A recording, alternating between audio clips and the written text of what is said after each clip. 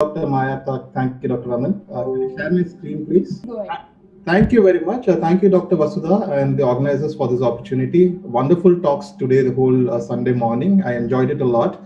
So, the last session, I'm going to talk to you about advances in supportive care for children. A brief background, supportive care in children is not given as much attention as it is given in adults. Pharma companies are not interested in doing trials in children because it's not profitable. And children are not the same as adults. Their needs and morbidities are different from adults. And also, I feel that supportive care in LMICs are different from supportive care needs in high income countries. And we are very proud that majority of supportive care literature and research has come from India, and today I'll be focusing almost a majority of my talk on studies from India and how it's impacted the lives of our patients. So there are various components of supportive care, and this is a big list starting from chemotherapy-induced nausea, vomiting, fatigue, mucositis, pain, antibiotic prophylaxis, nutrition, transfusions. So I try to cover as much as possible in the next half an hour. So I would like to focus on chemotherapy-induced nausea and vomiting. As high as 30 to 50% in studies, on some studies up to 70% of children who receive moderate or highly emetogenic chemotherapy develop nausea or vomiting, and majority of pediatric patients either receive moderate or highly emetogenic chemotherapy.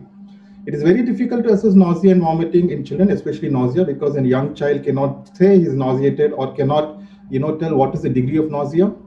And as I said, there's limited research in children, but it's improving. It takes about a decade before a drug is introduced in adults before it comes to children. For example, aprepitant and fosaprepitant were introduced in the late 2000, but it took almost a decade for it to be used in children. So first, I'd like to talk to you about CINV prophylaxis. That is, you give this drug before the child gets chemotherapy to prevent vomiting. So there are two major guidelines, the ASCO guidelines and the Children's Oncology Group guidelines. ASCO recommends, and also COG recommends, a 3-drug combination for highly emetogenic chemotherapy. This combination includes a 5-HT3 antagonist like ondansetron or palnosetron with dexa and aprepitant or fosaprepitant. COG has not yet introduced fosaprepitant. And for moderately emetogenic chemotherapy, the recommendation is 2-drug combination. But I would err on the side of a 3-drug combination because our own studies have shown that a 3-drug works better than a 2-drug in a moderately emetogenic chemotherapy. And possibly over the coming years, this guidelines will be updated. There are certain definitions which everybody needs to know when we are talking about CINV studies. The first is definition of acute phase of vomiting, which is nothing but the 24 hours from the end of the chemotherapy block. So somebody is getting cyclophosphamide, 24 hours after the finishing of cyclophosphamide, if the patient vomits, that is acute phase of vomiting. Delayed is another that is up to 120 hours from the acute phase, that is up to 5 days. And the overall period is nothing but the acute and delayed phase combined together. If somebody is getting a 5-day chemotherapy like IE, the acute phase is till day 6, that is 24 hours from the last dose of chemotherapy, and the delayed phase continues for another 5 days from the last dose of chemotherapy. The two major studies for CINV in children came around at the same time in 2015 from Dr. Bakshi, and the other one was in Lancet Oncology by Novartis, which was by Kang. And both looked at adding aprepitant to the standard ondansetron and dexamethasone block. And they showed that these drugs were much more effective when compared to the 2-drug placebo combination. Dr. Bakshi's study showed a 22% control in the total phase, whereas Kang showed almost 40%. That is, there was almost a doubling of control of CINV, control of CINV with aprepitant. So, but the problem with aprepitant was that the pediatric aprepitant doses are not available in India. That is, we don't have the solutions, and the adult doses are only recommended for children above 12 years.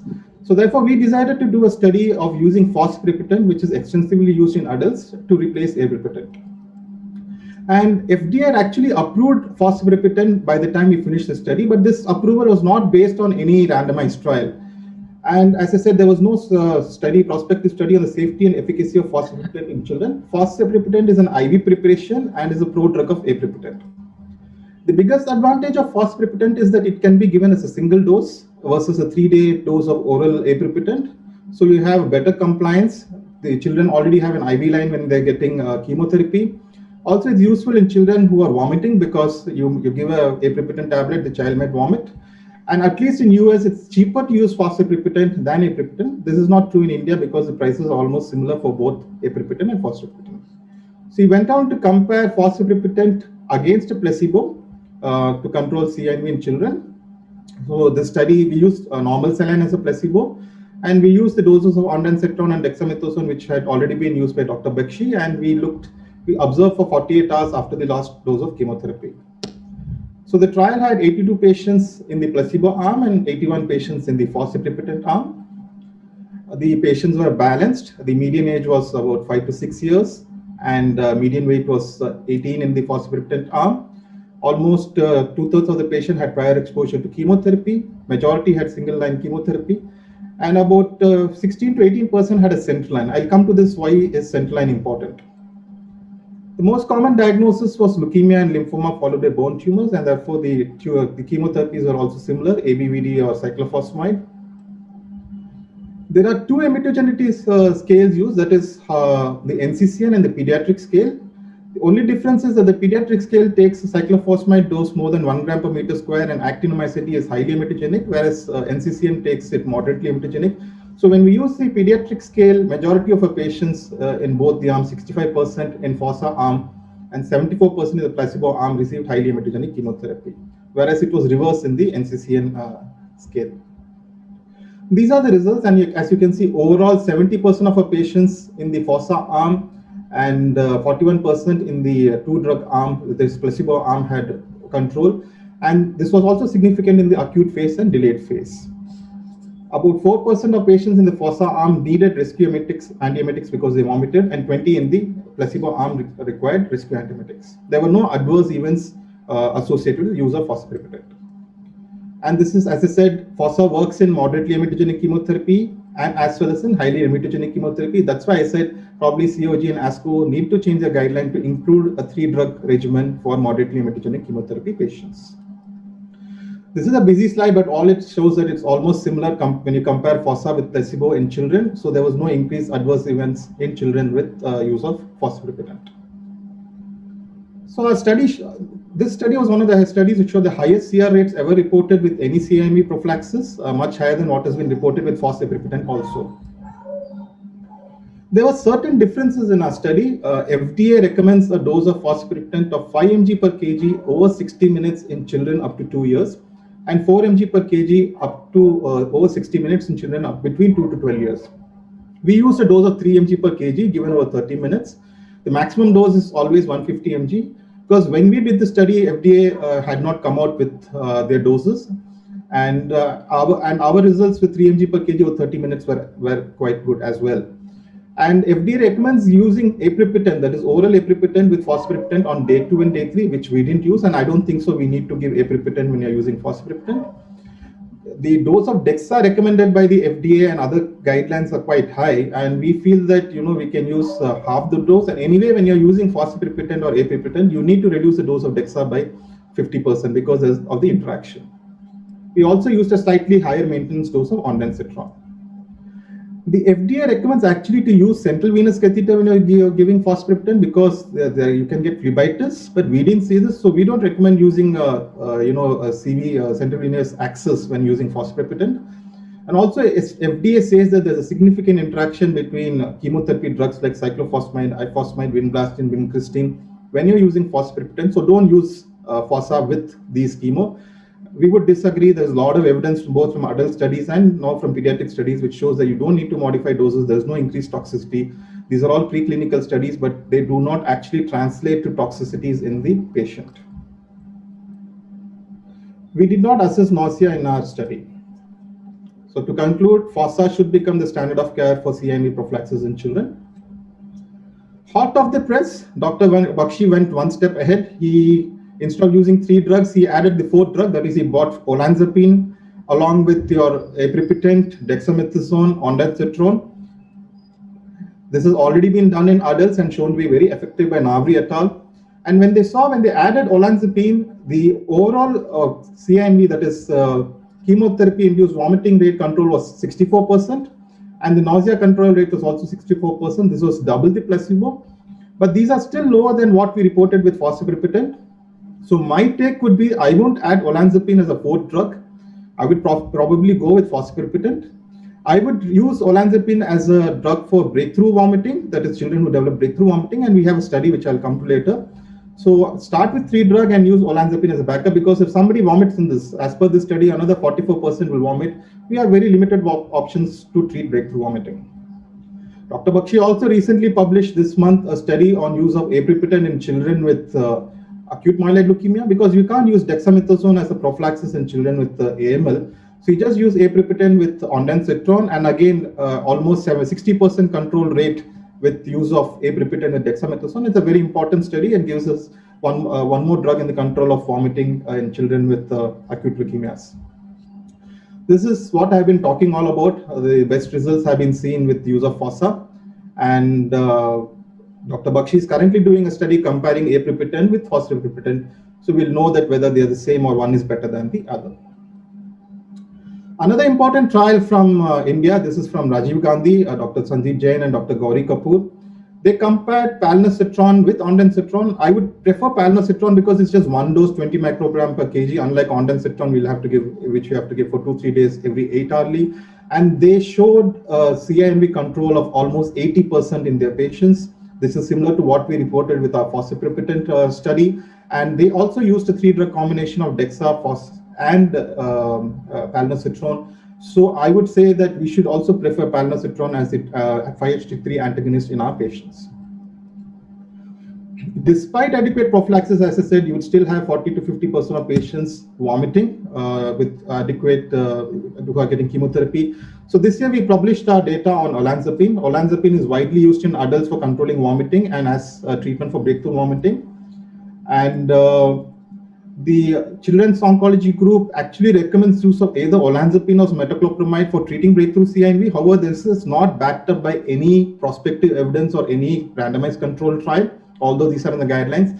Therefore, we decided to study using olanzapine and metoclopramide, the 2 recommended drugs, and to see which of them is effective and are there any safety issues.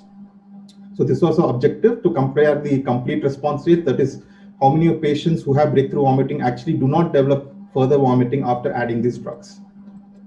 So this was the trial schema. So arm A was olanzapine, arm B was metoclopramide, and patients were assessed for 72 hours. Olanzapine, again, the dosing of olanzapine in children is not clearly known. We used a dose of 2.5 milligram OD for children weighing 10 to 20 kgs and a dose of 5 mg OD in children weighing more than 20 kgs. This is approximately 0.14 mg per kg. We don't get olanzapine solutions or syrups in India, so we'll have to round it off to the nearest 2.5 mg. Metoclopramide was used as per the standard recommended doses. Dr. Bakshi also used a similar olanzapine dose in his upfront or a study of using olanzapine for preventing CINV.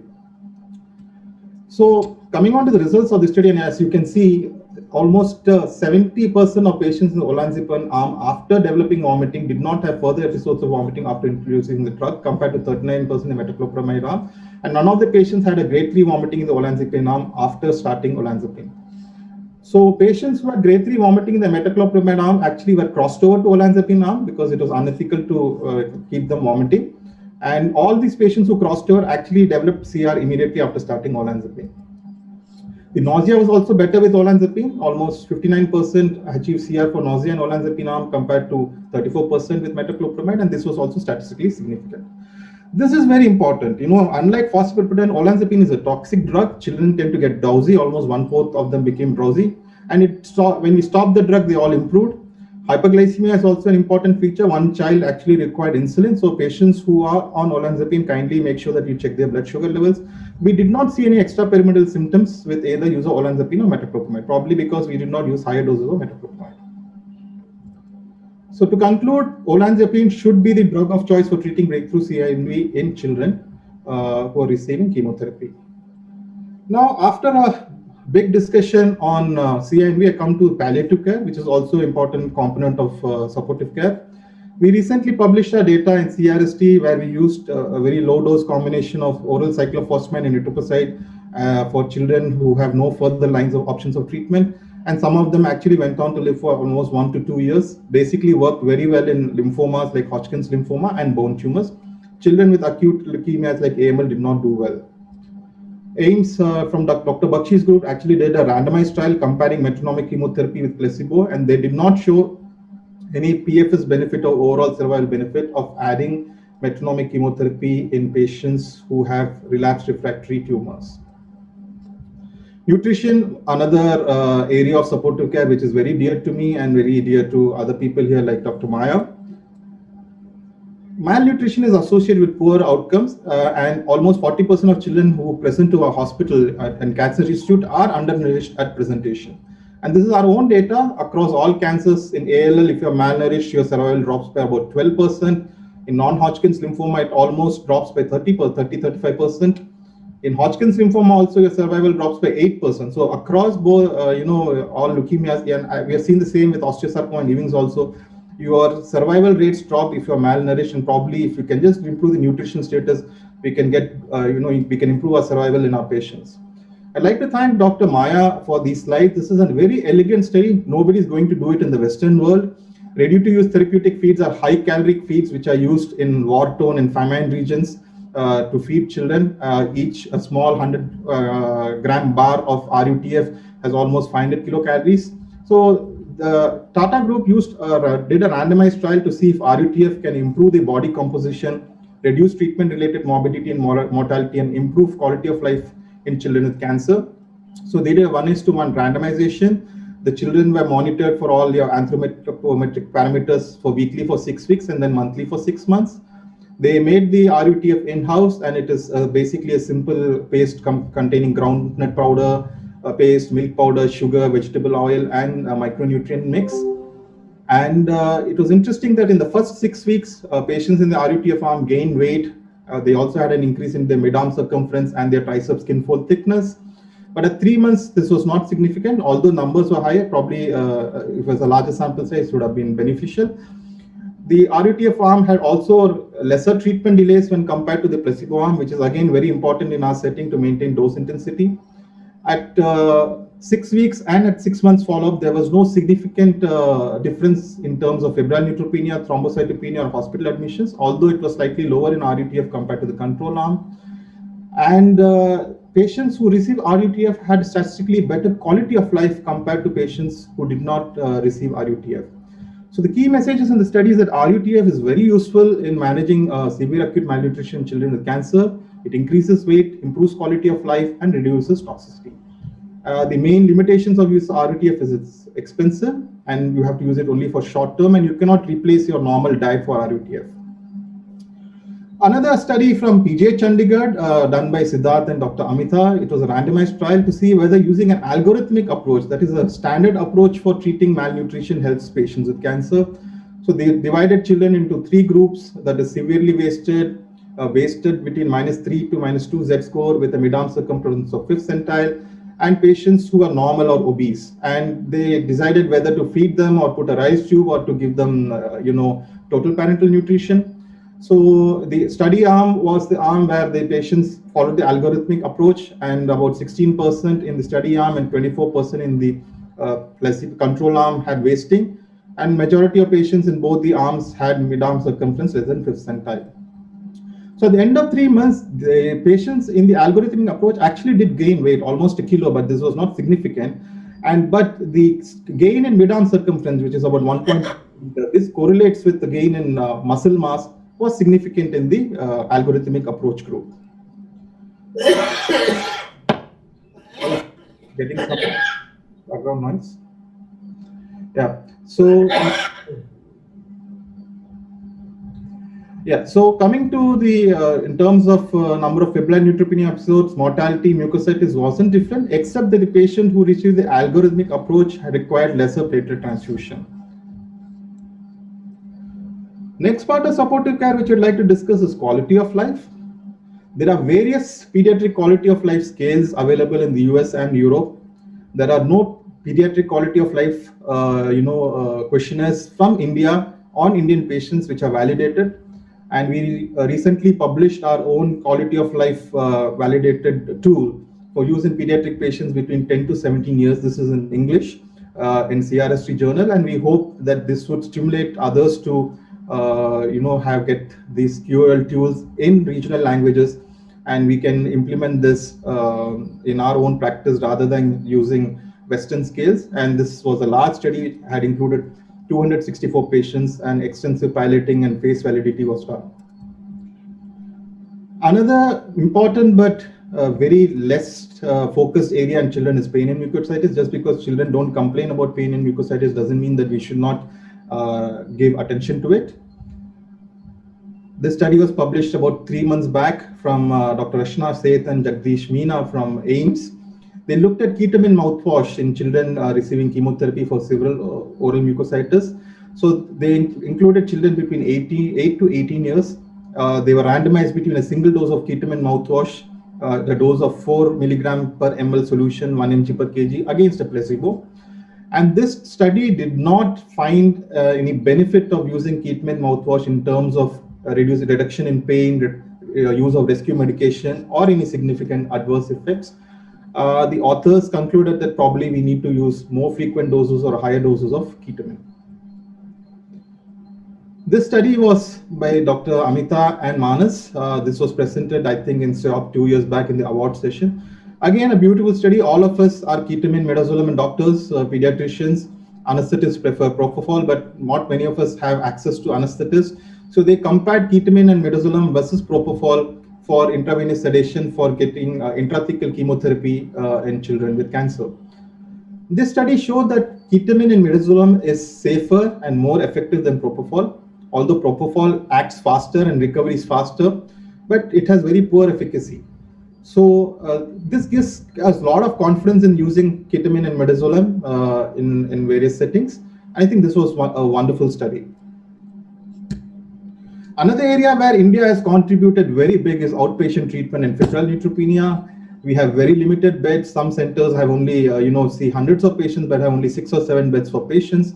So we had to develop our own strategy for treating patients as outpatient and treating febrile neutropenias as outpatient. The Dolphin study was presented in SEOP by Dr. Bakshi's group last year in the award session. And there they looked at low-risk febrile neutropenias, that is usually solid tumors who would recover their counts fast, to see whether it's feasible to continue antibiotics even after the fever is resolved till the counts recover, or you can stop the antibiotics. And this study clearly showed that if you stop the antibiotics, majority of the time the fever doesn't come back and readmissions are not required. So it's safe to stop antibiotics once the patients become afebrile in low-risk febrile neutropenia. Dr. Bakshi's group also did a study where they looked at giving ADE as an induction regimen in an outpatient. Now, this is a bit scary because we are not, at least in my center, we admit patients for even ALL for induction. But this brave strategy worked, and they were successfully able to give ADE as an outpatient basis. And this kind of gives confidence to many centers where it's very difficult to admit patients to give chemotherapy. But it's important to remember that they have a very good follow-up. Patients are seen morning, evening in the emergency by a dedicated team. If you don't have this setting, you should not be doing this kind of practice. A study almost a decade back when I was doing my residency at AIIMS by Dr. Bakshi. This was again for low-risk febrile neutropenia. The question was, do you need to give them IV chemotherapy and oral chemotherapy?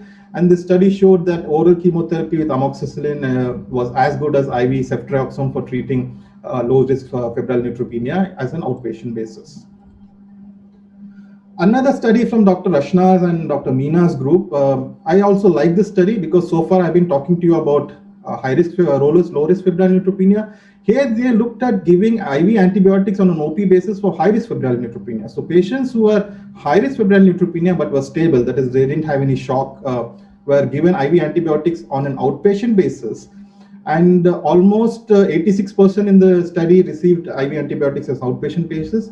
The patients who were sick were admitted. 2 patients in the study died, and they concluded that patients who are not severely ill can be successfully treated even with high-risk febrile neutropenia on an outpatient basis, provided you select your patients carefully. We also did a study about 3 years back, and when we started looking at our stool multi-drug resistant bacteria colonization, we were surprised to find that almost 50% of patients at admission for acute leukemia had MDR bacteria in their stools. And MDR colonization was associated with an increased positivity of blood cultures and mortality in our cohort of patients. So therefore, currently we are practicing an antibiotic de-escalation strategy. So if you are MDR colonized and if you are having neutropenia and fever, we start off with colistin. and then de-escalate fast within 72 hours if the cultures are negative. So our findings have been corroborated by studies from Tata Memorial Hospital as well. Ototoxicity is something which we... Last 2 minutes. 2 minutes, yeah, last 2 slides only. So this was an elegant study from NEGM. Again, there have been a lot of talks in our discussion in the groups about use of sodium thiosulfate and availability, and sodium thiosulfate was associated with lower cisplatin-induced hearing loss, but it's currently not available for us. Thromboembolism, TMH, Dr. Gaurav Narula's group presented this elegant study in the award session, the Pediatric Cancer Associated Thrombosis. This is one of the largest thromboembolism prospective registry in the world. And they found out the incidence of thromboembolism was 2.4% in the cohort of 6,000 odd patients. Age more than 10 years, acute leukemia, lymphoma, and TALL were associated with increased risk. Thromboembolism was associated with poor EFS, but not OS, although the OS was also low. I think this was an amazing study. So to conclude, supportive care is a vast topic. Everything supportive care touches every aspect of a child's life. We have excellent data from India. If you could see, 99% of all the studies which I presented are from India, and they are path-breaking, and they have changed practice across the world. So now the time has come to start our own supportive care guidelines. Just like ASCO and COG has guidelines, we should start having INPOC guidelines using our own randomized trial data and our own studies presented from all the INPOC cohort. And we need to encourage more research in supportive care, because it's much more easier to do compared to your drug trials with newer CAR T cells or your antibodies. Thank you very much. Thank you. Thank you. Excellent for keeping such a vast topic so concise and also highlighting the Indian scenario. And what was interesting is every time I would put a question over there, you would follow it with the answer without me asking the question. So you clearly were preempting all the things that are coming. There are a couple of points in the chat box. Maybe we can start with them. So Manas asks, is fosaprepitant safe with high-dose methotrexate? Because some patients of high-dose methotrexate do have a significant amount of chemotherapy-induced nausea, vomiting. Yeah, it's perfectly safe. In our FOSSA study, I think almost 20-30% of patients got high-dose Empirix. So we routinely use FOSSA with high-dose Empirix. There's no issue.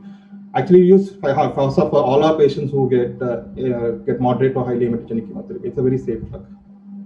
And the second question is by Vasudha, which is the role of GCSF prophylaxis, either as a primary prophylaxis or a secondary prophylaxis in patients with leukemia.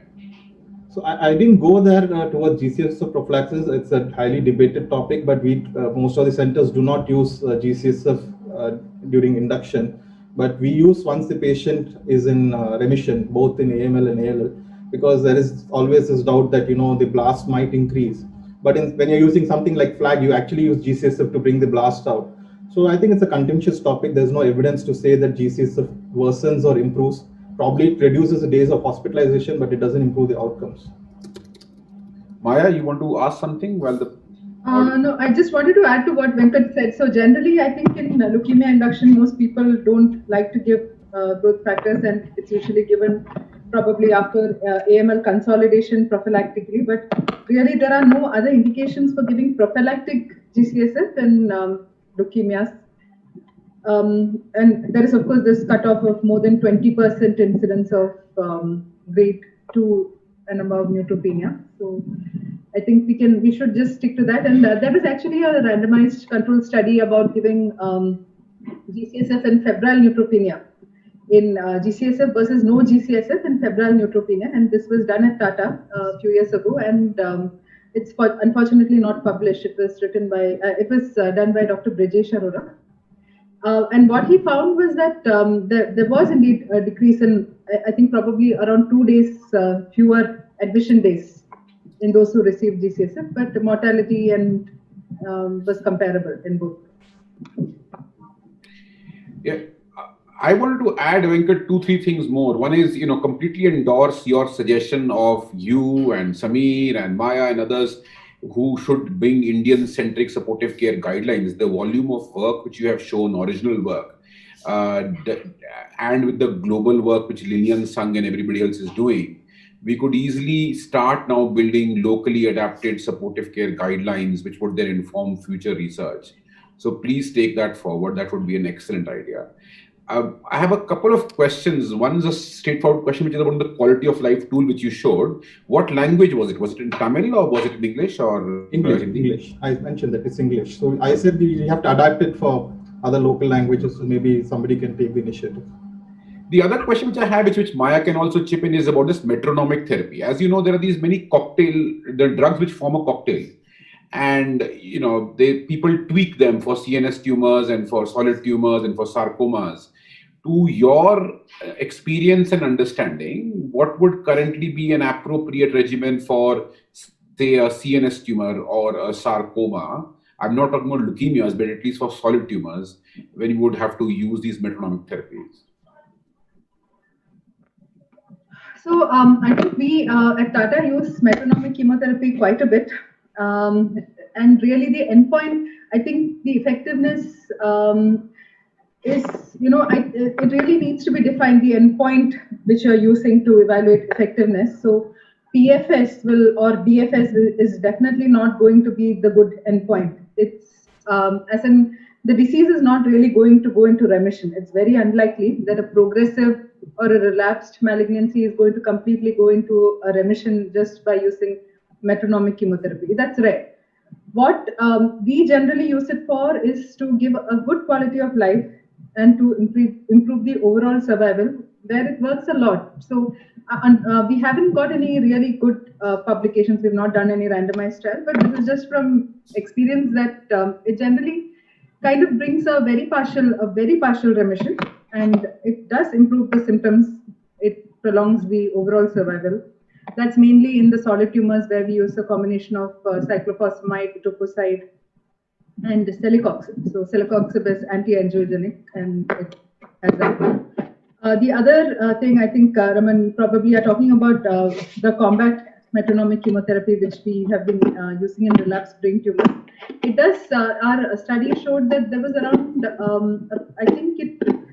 there was close to 20% progression-free survival at 2 years when we gave this combat metronomic chemotherapy, which has been used even in solid tumors, which and every component of that, which is two anti-neoplastic agents, which are temozolomide and etoposide.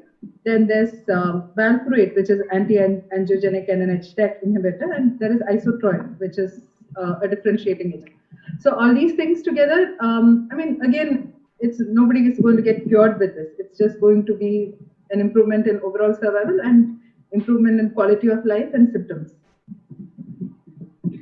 And maybe this is another topic where India can answer questions for the rest of the world, which is, how to tweak and optimize metronomic therapy. I know Sameer has published some data on that. So there is quite a lot of data from the adult medical oncology colleagues from Tata, in which they have done the same kind of thing. And again, I think they also always their endpoints are different because they always look at the overall survival there, because they just want a few more months. It's not like us having long-term survivals and less late effects and all that. It's a different thing that they look at altogether. There are no questions in the chat box. Any other comments from any of the panelists? Venkat, you want to add something? I just wanted to know what everyone thought of the neutropenic diet. I saw Dr. Venkat's comment. I mean, he had done a small Google survey as well. But I still continue to see that a lot of people, medical and pediatric oncologists, do recommend the neutropenic diet. So what is is there like a consensus, or is there what are your thoughts about it? Can I take this question? Yes. Thank you. We have just completed a trial on neutropenic diet in patients with acute leukemia. I've just analyzed the results, not yet been published. So we didn't see any difference in terms of major infections or mortalities or remission rates between a neutropenic diet and a non-neutropenic diet. And this is what has been reported from West as well. We have to use what is called as a food safety diet, in the terms that, you have to have cooked food, make sure that the hygiene is maintained and it's fresh, and even if you're eating fruits, peel them and eat them. So as long as that, if you have a food safety, if you follow the standard food safety diet, avoid raw meat, raw eggs, I think that should be fine. We should not be, restricting the diet severely in children with cancer. And now, hopefully, within a year, we should get the paper out. Thank you, Dr. Venkat. Thank you. I think there are no more questions. So I would like to thank Dr. Venkat for giving an amazing session, and Dr. Raman and Dr. Maya for chairing the session. Thank you very much for all your valuable inputs. With this, we end the pediatric session of the ISMPO Con 2020. Thank you very much to the organizers for giving me this opportunity to put the pediatric session together. Thanks again to all the speakers and the chairpersons. It was a very, very wonderful and stimulating session. Looking forward to many more such sessions in the future. Thank you. Have a nice evening, all of you. Thank you very much. Thank you. Bye-bye. Bye. Thank you. Bye bye.